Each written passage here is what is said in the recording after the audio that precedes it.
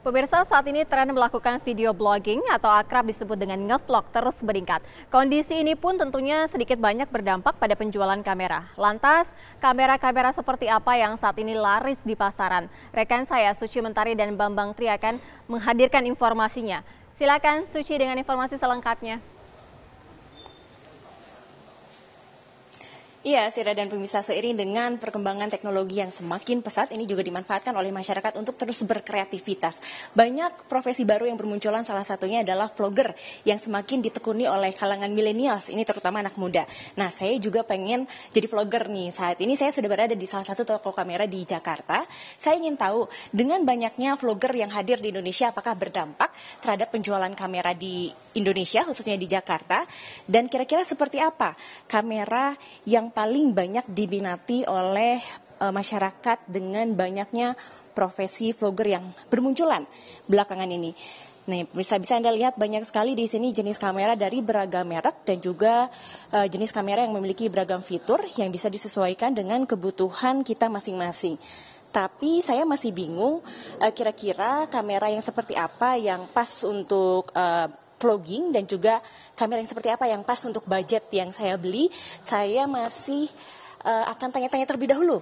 Nampaknya di sebelah sana ada bapak-bapak ini yang lagi ngotak-ngatik kamera di sebelah sini. Selamat siang, Pak. Saya pengen tanya, ini banyak kamera di meja. Saya tanya dulu sama Bapak, namanya siapa? Hansel. Pak Hansel di sini pemilik toko ya, Pak? Betul.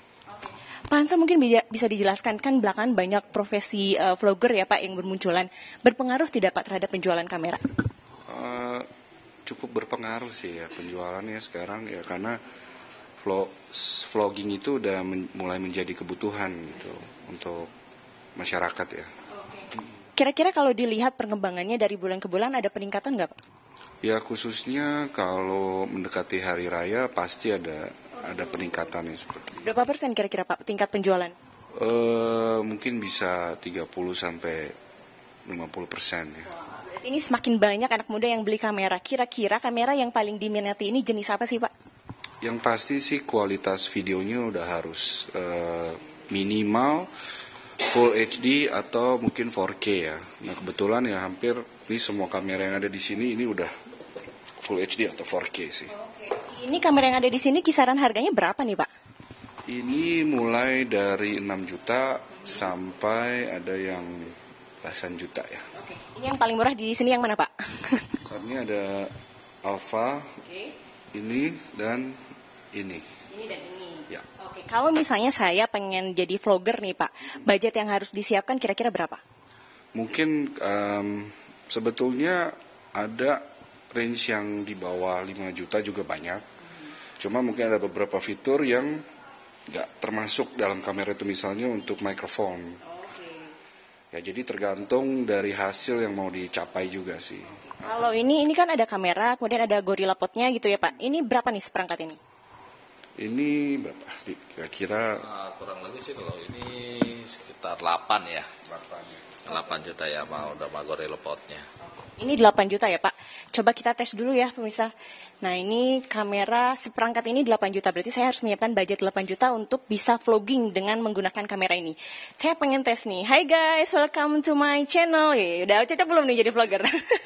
Oke, kalau gitu saya pengen lihat lagi kamera yang cocok untuk saya sesuai dengan budget. Nah sementara saya mau bayar dulu ke kasir. Saya kembalikan dulu ke studio Sira. Iya, Suci, kalau tadi dikatakan bahwa menghabiskan budget 8 juta itu yang paling murah. Kalau kira-kira vlogger yang juga mempunyai budget yang cukup mahal, bisa menghabiskan dana berapa untuk seperangkat kamera yang super canggih? Wah, ini nampaknya Sira juga tertarik untuk beli ya. Tapi Sira menanyakan harga yang paling mahal nih katanya Pak. Untuk kamera dan juga perangkat-perangkatnya yang paling canggih. Kira-kira ada di harga berapa Pak? saat ini kalau yang ada di meja ini adalah tipe ini. Ya, ini ya Pak ya? Betul. Tapi sebetulnya masih ada juga yang lebih lagi. Nah ini berapa Pak seperangkat ini? Ini di atas 15 juta. Di atas 15 juta. Wow, oke. Ini kamera dengan Gorilla Pod-nya begitu ya Pak. Memang keunggulannya apa Pak? Yang pasti ukuran sensornya itu juga sangat berpengaruh ya.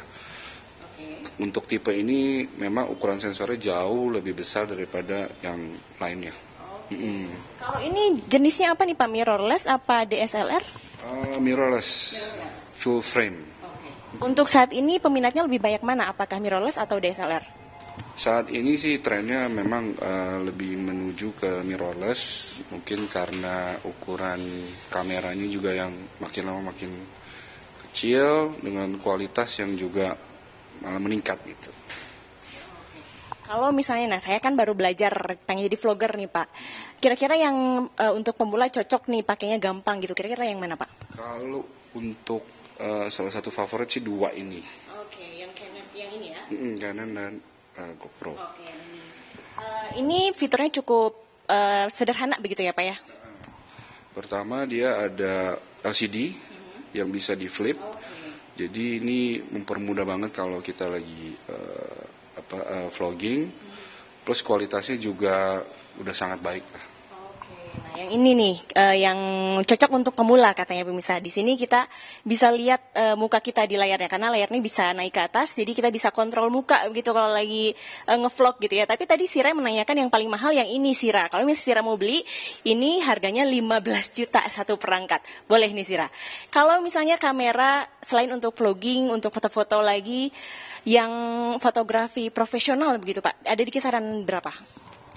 Sekarang ini kalau untuk profesional minimal itu di atas 25 juta.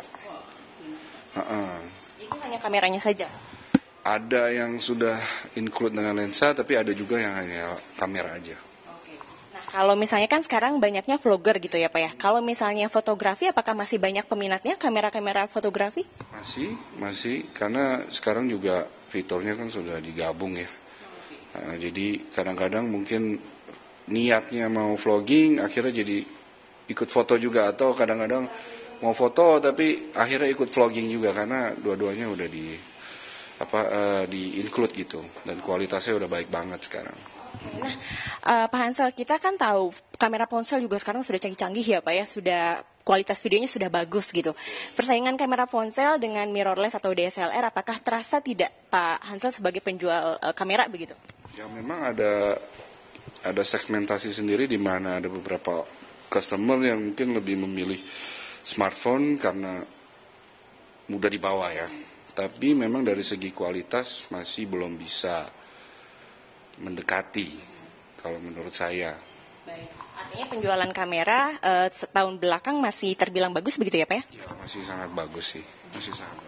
Kedepannya kira-kira kecenderungan tren kamera seperti apa Pak yang akan, ini kan sudah masuk 2019 ya Pak ya, tentunya teknologi semakin berkembang. Kira-kira kamera seperti apa yang akan terus diminati oleh para generasi muda begitu? Ya saya rasa pasti salah satunya adalah resolusi video yang tinggi. Kedua mungkin resolusi foto juga yang semakin tinggi, itu yang kira-kira yang makin diminati sih. Dengan ukuran yang makin kecil tapi ya. Yang semakin simpel ya Pak, tapi semakin mahal tidak harganya? Ada kemungkinan gitu. Kemungkinan semakin mahal ini untuk anak-anak muda harus rajin menabung supaya bisa beli kamera yang bagus gitu ya. Termasuk saya nih, saya pengen beli kamera yang tadi paling murah aja dulu 8 juta. Karena yang 15 juta kayaknya Sira nggak sanggup gitu ya. Nah saya mau bayar dulu, Sira tadi belum jadi nih, gimana? Apa Sira masih ada yang ditanyakan? Boleh? Saya kembalikan dulu ke studio. Oke, sudah cukup. Saya beri waktu Suci Mentari untuk ke kasir, beli tadi kamera dan siap-siap ngevlog. Terima kasih Suci Mentari informasinya.